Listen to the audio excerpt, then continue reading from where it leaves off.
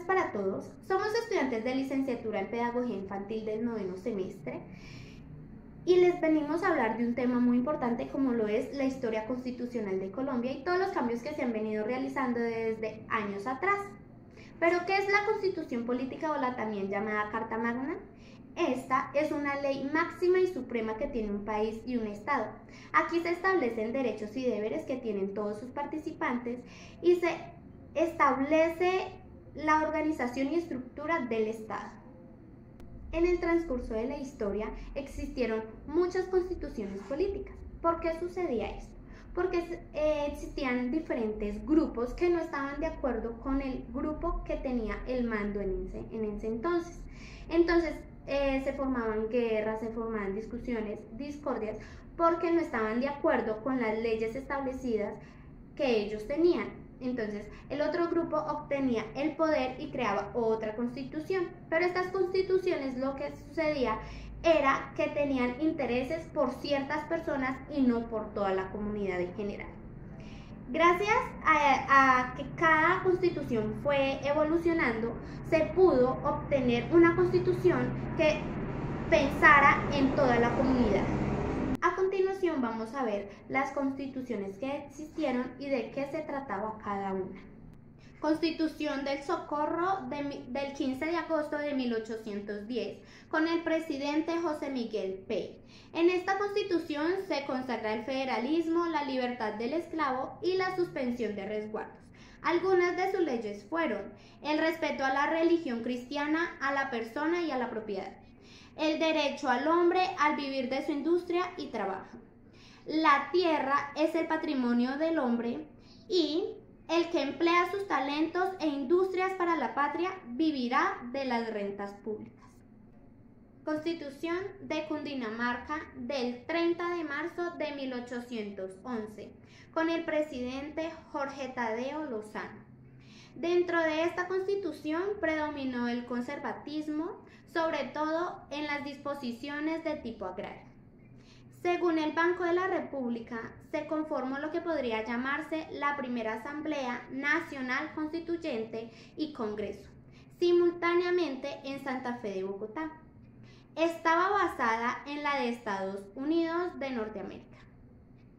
Este Congreso nombra el segundo jefe de Estado, Jorge Tadeo Lozano, por un periodo de 3 años. Sin embargo, por desacuerdos, lo hacen renunciar el 19 de septiembre de 1811 y nombra en su reemplazo a Antonio Nariño. Constitución de las Federaciones de las Provincias Unidas, del 27 de noviembre de 1811. El presidente en ese entonces era Antonio Nariño. Las provincias que se hicieron parte de esta constitución fueron Cartagena, Tunja, Casanare, Pamplona y Popayán. Estos territorios formaron constituciones locales de tipo federalistas. Trataron de desprenderse del gobierno Cundinamarca, pero no de la iglesia. Algunas características de esta constitución fueron que podían votar todas las personas mayores de 15 años que tuviesen un oficio modesto o tener 20 años o más. Eligen a Camilo Torres y a Tenolio de presidentes y estos de una vez se declararon federalistas en oposición de los deseos de Antonio Nariño. Este desacuerdo los llevó a un enfrentamiento armado a finales de 1812 y luego otro ya sin la presencia de Antonio Nariño en 1814. Más tarde los federalistas ya eran liberales y los centralistas eran conservadores. La Constitución República de Tunja del 9 de diciembre de 1811 con el presidente Antonio Nariño. Algunas de sus características es que se establece en esta constitución relativo a los derechos y deberes del hombre en sociedad, se declara la independencia de la provincia de Tunja del régimen español y de cualquier otra nación. Se define que el gobierno de Tunja será popular y representativo. Ya desde esta época se reconocían principalmente 4 derechos: la libertad, la igualdad legal, la seguridad y la propiedad. El 21 de marzo de 1812 nace en Río Negro la Constitución del Estado de Antioquia. Esta carta fue firmada sin la sanción del Ejecutivo de la época. Sin embargo, el pueblo antioqueño aceptó el 3 de mayo del mismo año, quedando constituido como el texto original lo dice, el efímero del Estado Soberano de Antioquia. Esta constitución reconoce la separación de los poderes legislativo, ejecutivo y judicial. Además declara la emancipación de la región y solamente reconoce como autoridad suprema declarada por el Congreso General de la Nueva Granada. Aquí una parte del texto refiriéndose al modo de elección de los miembros de la Cámara de Representantes. Por cada 10.000 almas se elegirá un representante y en este número hubiese un efecto que llegara a 5.000, se elegirían un poco más. El 12 de julio de 1821 se expide en Cúcuta la Constitución de la República de Colombia, conformada por Quito, Venezuela y Cundinamarca. Esta es una de las constituciones más representativas, según Simón Bolívar así lo declaró. Yo deseo que alguno ver formar en América la más grande nación del mundo, menos por su extensión y riqueza que por su libertad y gloria. Esta carta promulgó la liberación de los esclavos, acabó con la Inquisición e hizo reformas relativas a los obispos, arzobispos y algunos bienes de la Iglesia. El gobierno de Colombia se declaró popular y representativo. Fue el resultado del Congreso de Cúcuta que se desarrolló el 30 de agosto de 1821, cuyo objetivo principal fue crear la República de la Gran Colombia. El 5 de mayo de 1830 promulga la Constitución de la República de Colombia. Siguió los parámetros del anterior, disminuyó sus rasgos centralistas. En esta época sus presidentes eran Simón Bolívar y Rafael Urdaneta, en 3 estados. Contaban con unas características como son, que establece un sistema que se le ha llamado centro federal. El sistema electoral continuó siendo indirecto y censatorio, que mantuvo la división de poderes con un sistema presidencialista. Prohibieron la reelección inmediata del presidente de la República. Rafael Urdaneta queda como presidente. El 17 de noviembre de 1831, ley fundamental del Estado de la Nueva Granada, mediante el cual se creó el Estado de la Nueva Granada y se aprobó que no se admitirá pueblos separándose de hecho de otros estados a que pertenezcan, intenten incorporarse al de la Nueva Granada, ni se permitirá por el contrario que los que hacen parte de este se agreguen a otros. Esta ley fundamental suprimió departamentos y las provincias centrales de la Gran Colombia, formando un estado con el nombre de la Nueva Granada. El país quedó dividido en 18 provincias. 20 de abril de 1843 fue sancionada la Constitución Política de la Nueva Granada. Aunque se siguen los lineamientos de las anteriores, esta refuerza los poderes presidenciales. Su nombre fue Confederación Granadina, los presidentes Pedro Alcántara Herrán, y la ideología era conservadora y centralista. Una de las características fue que el gobierno de Alcántara se caracterizó por la promulgación de la Constitución para ser centralista y fortalecer el poder ejecutivo de los demás. Acabaron con el Consejo de Estado, pudieron ampliar el tiempo de secciones ordinarias del Congreso, dieron facultades extraordinarias al presidente para nombrar a los gobernantes provinciales, declararon a la religión católica como oficial de la Nueva Granada y la pena de muerte podría conmutarse y buscaban siempre preservar el orden y la paz.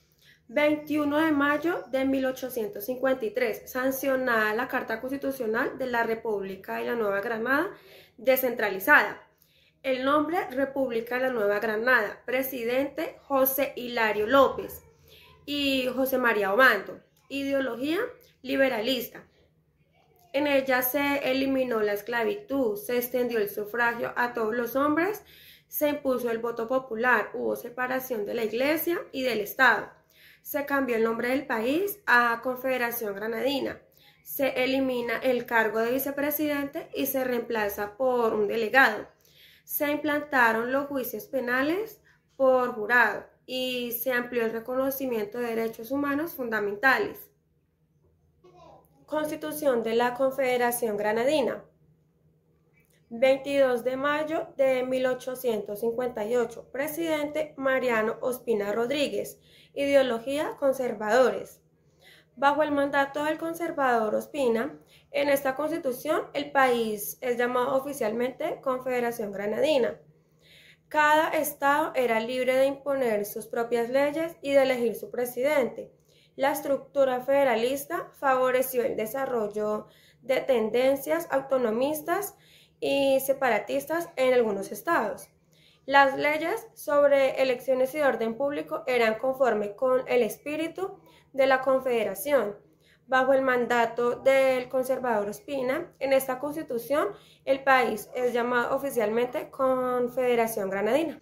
8 de mayo de 1863, Constitución de los Estados Unidos de Colombia, firmada de Río Negro, Antioquia, federalista, por el presidente Tomás Cipriano Mosquera. El país es llamado oficialmente Estados Unidos de Colombia el 3 de febrero de 1863 por la Constitución de Río Negro.